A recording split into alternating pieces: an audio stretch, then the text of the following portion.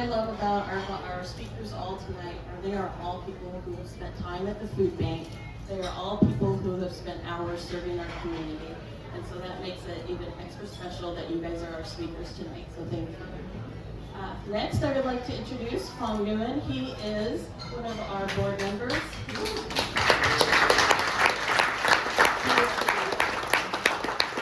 the owner of Anna's Furniture, and he is the founder of Lima Business Consortium. Welcome, Phong, if you can find your way through.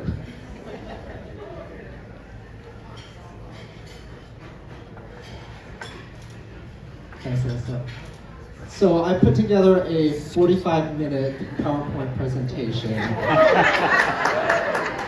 But for the sake of dessert, I'm just gonna wing it, so let's do this. So how's everybody doing tonight? Everybody having a good time? Fantastic. Wonderful, wonderful. You know, as I look across this room, I see so many familiar faces tonight. I see friends, I see family. We've even got the mayor in the house tonight. It just feels so good to be here. It feels like a special occasion. It almost feels like I know most of you guys here. It's almost like it's my birthday or something. In fact, actually last Sunday was my birthday. And thank you. My wife Sandy was asking me last Sunday, Phong, what do you want for your birthday? And I said, well, I just want to have a birthday party. And she says, okay. I say, okay, well, she says, how many people do you want to invite? I said, let's just keep it small and intimate, maybe 100 people. And she says, 100 people? You know how much that's going to cost? I said, yes, absolutely nothing. I've already planned it, and here we are tonight celebrating. Thank you for coming.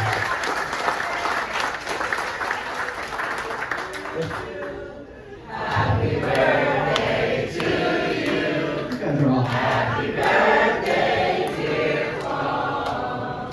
Happy birthday to you. Thank you guys. If we haven't met yet, my name is Phong Nguyen, and I am one of the board of directors for the Linwood Food Bank. And most of you guys probably already know that tomorrow is World Food Day. And most of you here probably have never had to experience food scarcity in your life before. And if you haven't, then consider yourself rich. But before I share with you guys my personal story about food insecurity, I would like each and every one of you in this room tonight to ask yourself this one humbling and sobering question. What have I been given? And I'd like for you guys to keep this thought or this question in the back of your mind as I take you guys on a journey and share with you guys my personal story of how I immigrated to the United States. In 1979, my mom and I escaped Vietnam on a small fishing boat. And I was only about 2 years old at the time. My mom was 21 years old.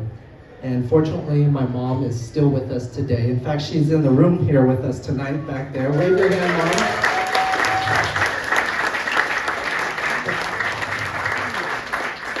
That's my mom, Anna, the Anna from Anna's Home Furnishings. So every time I see my mom, she's always telling me, Phong, why you always look hungry? Look at me, Mom, I always am. You never fed me enough, Mom. That's okay, I'm just joking. Not really. So, yeah, my mom was 21, I was 2 years old. My dad was in jail at the time for going AWOL because he did not want to participate in the Vietnam War. And so the Vietnamese military police put him in jail. And I did not get a chance to reunite with my biological father until 40 years later when I became an adult. So my mom and her youngest sister, which is my aunt, and I, along with about 150 refugees, fled in the middle of the night, under the cover of darkness, on a small fishing boat. And we were cramped inside this boat. There was just enough room to either stand or sit down. There was no room to lay down or to sprawl out. And there were so many refugees on board this boat that it began, shortly after we left, the boat began to take on water and it started to sink.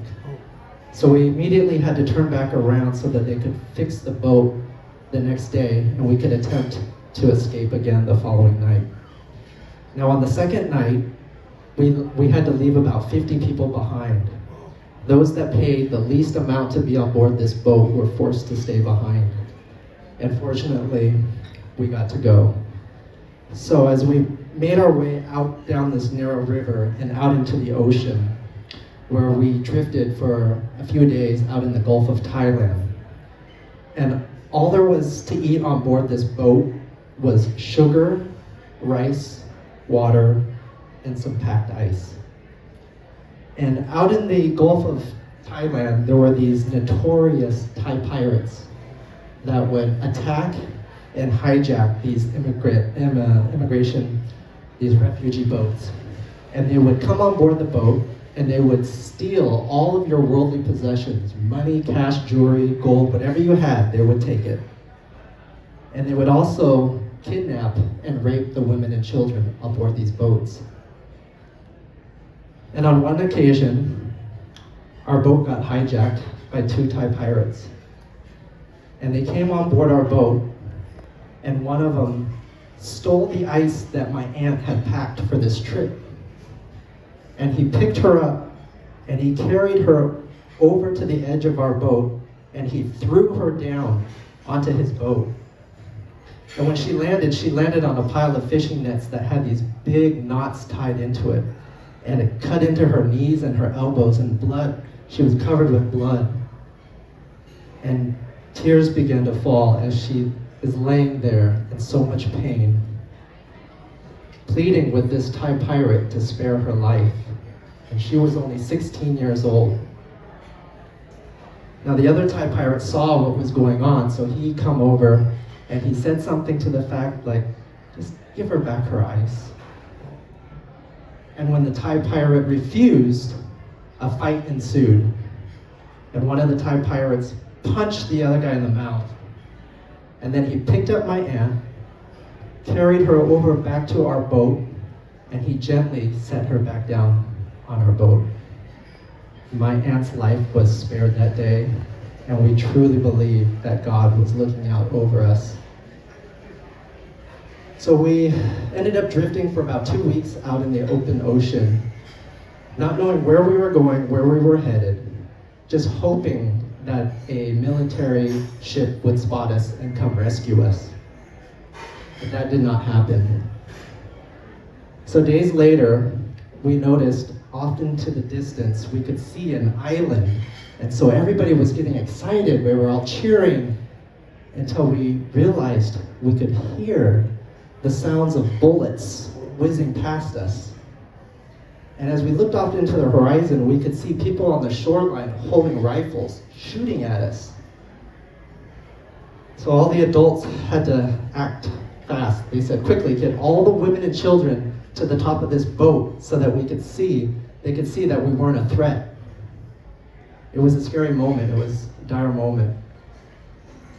And so they finally stopped shooting at us. And we were able to make it to shore.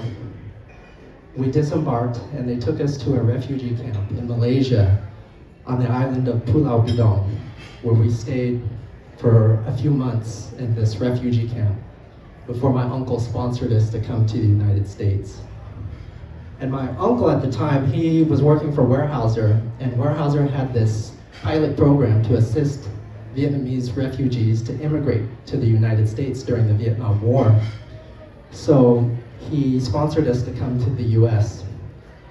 So we ended up settling in a small town called Centralia, Washington, which is about 30 minutes south of Olympia. And that's where my mom worked 4 jobs and took ESL classes at night.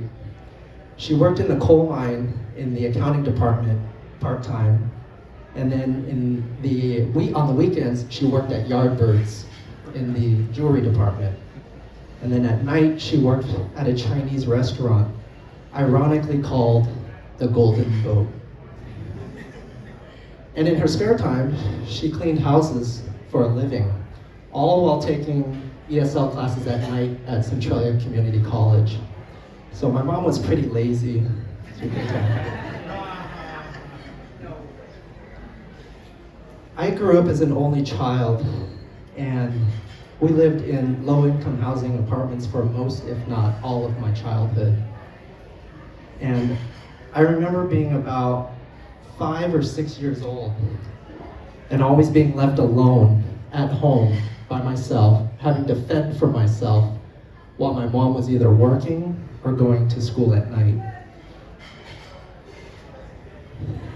And I remember always feeling scared and lonely and hungry. And I remember looking in the cupboards for something to eat. And every time I would look, there would be absolutely nothing in those cupboards. You know, when most people think of mashed potatoes, they think of a side dish.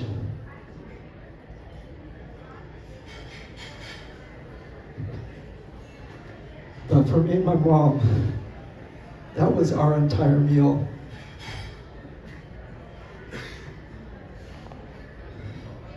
And food insecurity was a real challenge for my mom and I.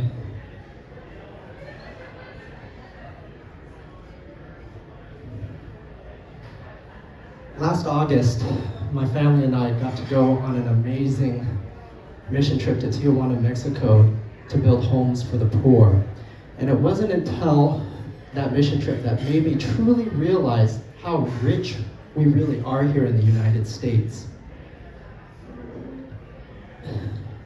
We got to, in just 3 days, our group built a 20-foot by 20-foot house, complete house, for a family of 3 that was living in an 8-foot by 8-foot shed with a, quote, bathroom, which was nothing more than an outhouse 20 feet away, and it had a hole dug in the ground. We got to visit the dump where we handed out bottled water and simple ham and cheese sandwiches to people that lived in the dump. We got to visit an orphanage where we handed out toys and lollipops to the children that lived in the orphanage. These mission days opened up our eyes to a whole new world. And just seeing that there are people that live in these conditions without access to food or water was heartbreaking. But even with what little these people had, they were the most happiest people I had ever met in my life.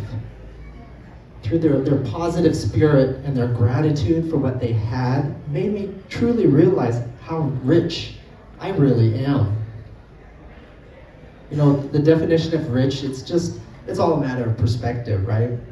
I'll give you, for example, if you have a subscription to Hulu, Netflix, or Amazon Prime, you are way richer than most people on this planet right now. Just think about that for a moment.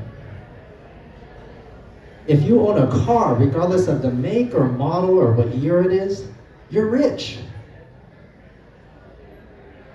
If you have the luxury of wearing outfits based on the seasons of the year, you are rich. If you bought a Starbucks coffee this past week, you're rich.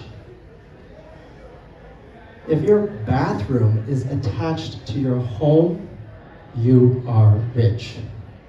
See, we often take our many gifts for granted until we encounter someone that doesn't have the same blessings that we've been blessed with. And when we consider all of our blessings that we've been given, like food, money, resources, and things, we should all be thankful for what we have been given. So how can we show that we are thankful for what we have? Give.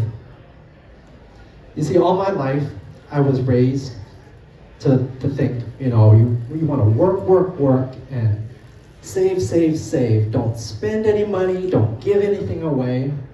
But as I got older, I discovered that by helping and by sharing and by giving, it's liberating. It sets me free and I enjoy it.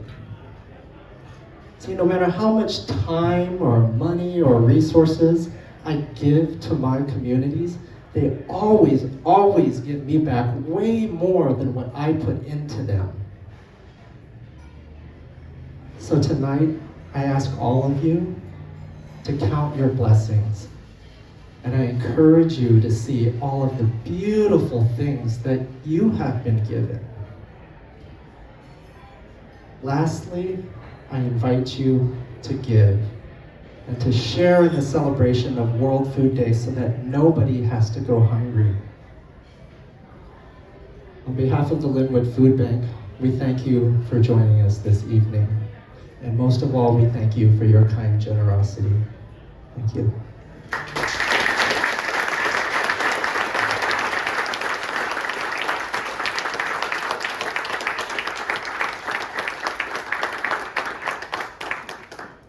Thank you, Fong, for sharing that story. Thank you.